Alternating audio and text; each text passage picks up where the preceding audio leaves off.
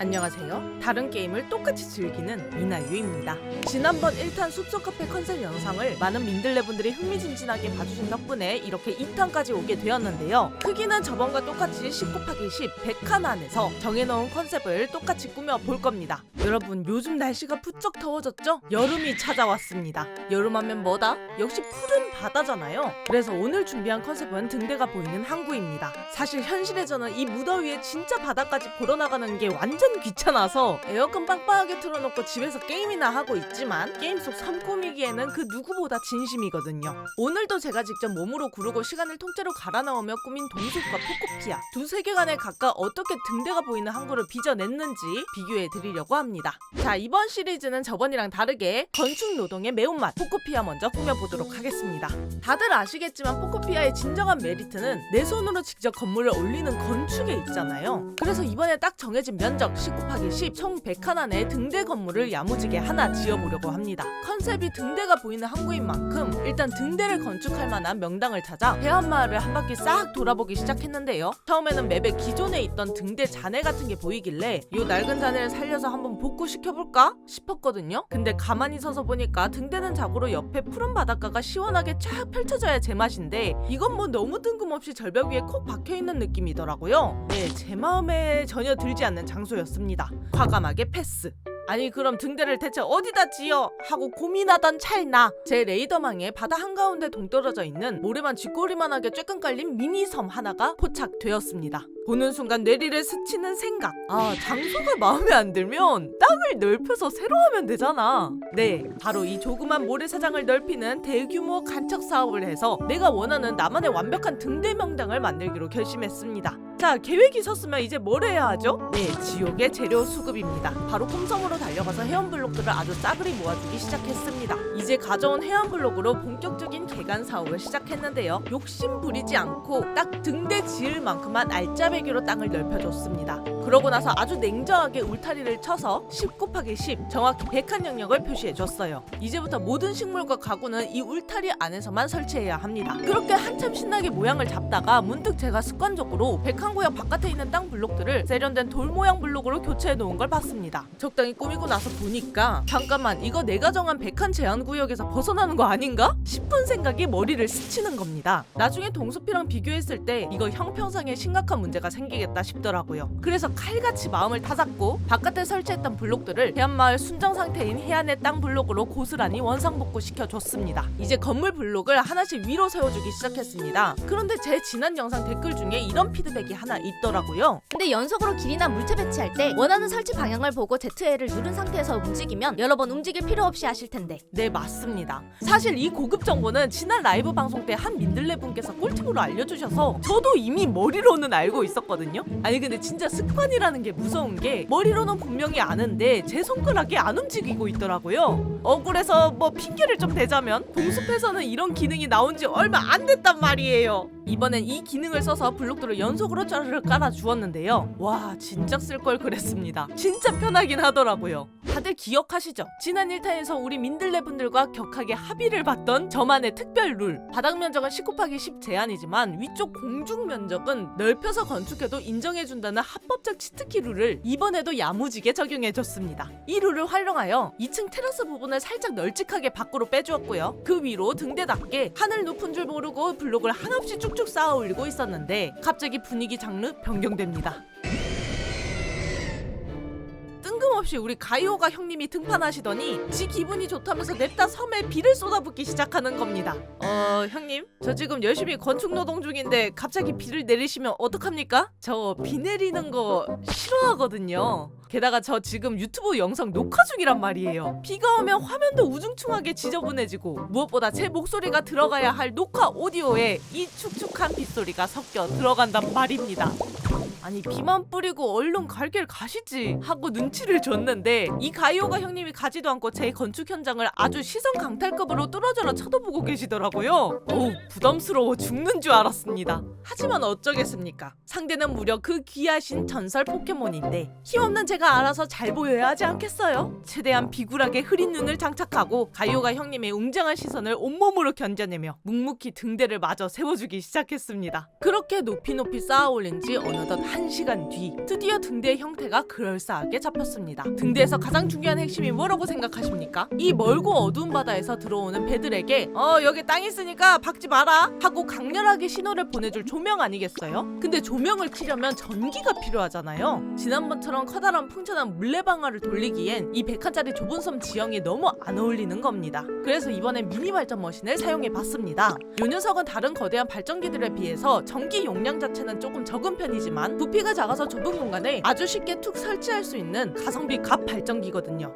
참고로 이 미니 발전 머신 레시피는 부유섬 마을 환경 레벨 6을 달성하면 주는 아주 소중한 보상이니까 아끼지 말고 이럴 때 꼭 써먹으시길 바랍니다. 아무튼 이 미니 발전 머신을 직접 돌려봤는데 꾸미기에 신세계였습니다.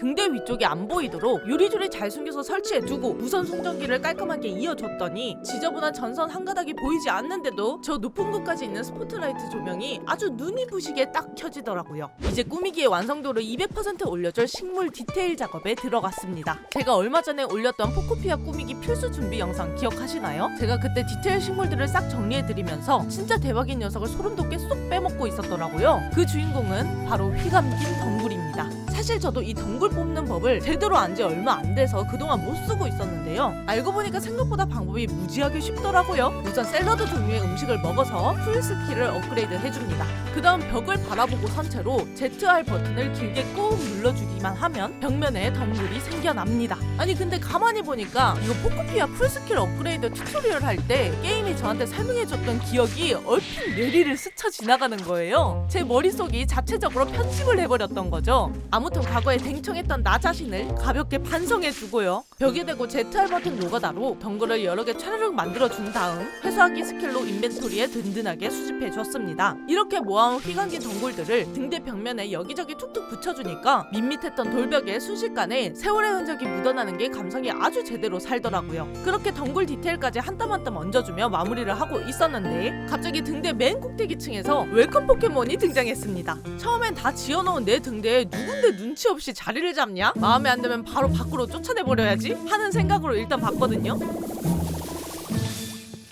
근데 파라섹트가 등장한 겁니다. 가만히 보고 있으니까 이 친구 특유의 멍한 눈빛과 비주얼이 제가 상상했던 고독한 등대지기의 이미지랑 묘하게 싱크로율이 찰떡인 겁니다. 아래층에 인테리어까지 아주 아늑하게 맞춰놓은 제 등대지기 전용 숙소에 이 친구를 입주시켜 주려고 했거든요. 근데 문제가 생겼습니다. 제가 등대를 너무 위쪽으로 높게 쌓아 올린 탓인지 이 녀석이 겁을 먹었는지 아래로 내려오지를 못하는 거예요. 가만 보니까 저 높은 꼭대기에서 이 아래 맨땅으로 떨어졌다간 등에 달린 저 소중한 버섯 모양 껍데기가 와장창 부서지긴 하겠더라고요. 어쩌겠습니까? 지가 거기에서 태어났으니 그냥 저 높은 꼭대기 명당층에서 평생 등대 지키면서 살라고 냅두기로 했습니다. 본의 아니게 강제 고립형 등대지기가 탄생해버렸네요. 19/10에 제한된 땅을 개간하고 바이오가의 방해와 파라섹트의 강제 취직 사건을 거쳐 완성된 포코피아표 등대가 보이는 한국. 지금 바로 완성본 보러 가시죠.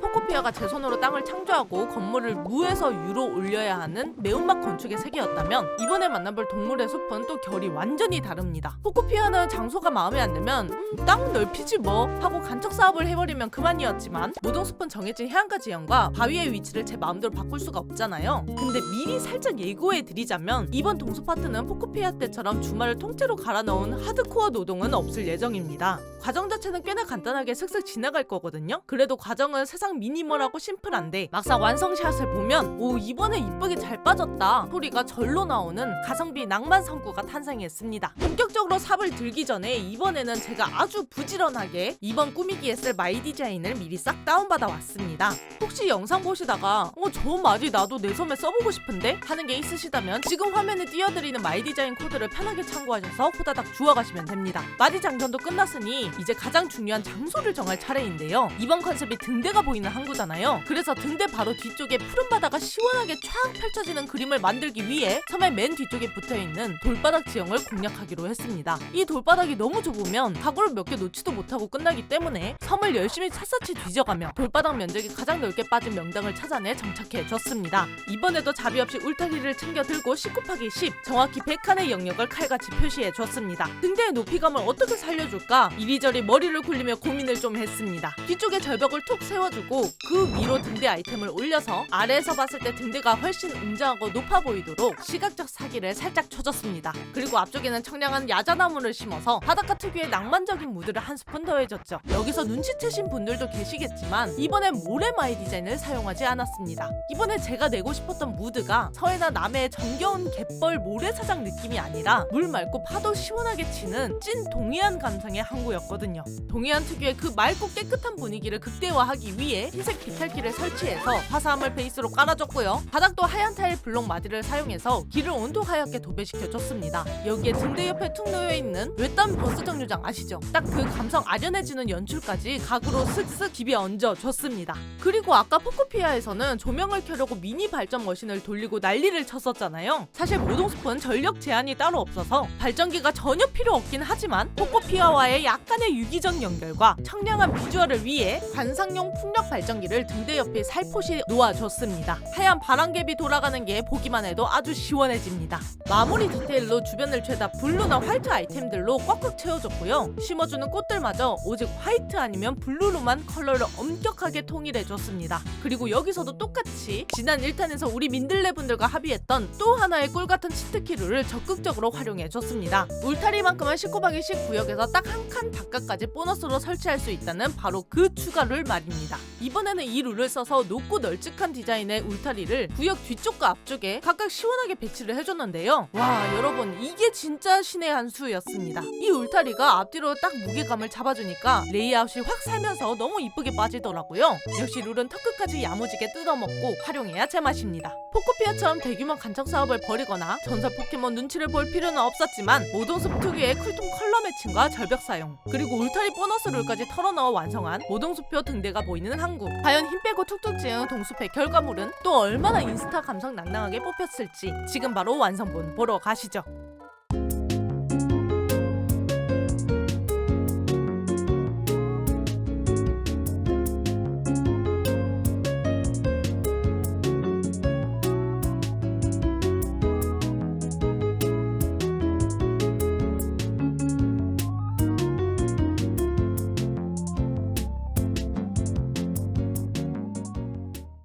장소가 마음에 안 든다고 바다 한가운데 땅을 창조하고 전설 포켓몬 눈치를 봐가며 꼭대기에 파라젝트 등대지기를 강제 취직시킨 하드코어 건축의 맛의 포코피아. 그리고 모래마디 하나 없이 오직 화이트와 블루 컬러만으로 힘 빼고 툭툭 지어낸 역대급 청량한 동해안 감성 맛의 모동숲. 똑같은 100칸짜리 면적이었지만 게임의 메커니즘에 따라 정말 확연히 다른 매력의 항구들이 탄생한 것 같습니다. 이번 2탄에서는 두 곳 중 어떤 항구가 더 마음에 드셨는지 아래 댓글로 여러분의 소중한 의견을 팍팍 남겨주세요. 그럼 다음 영상에서 봐요.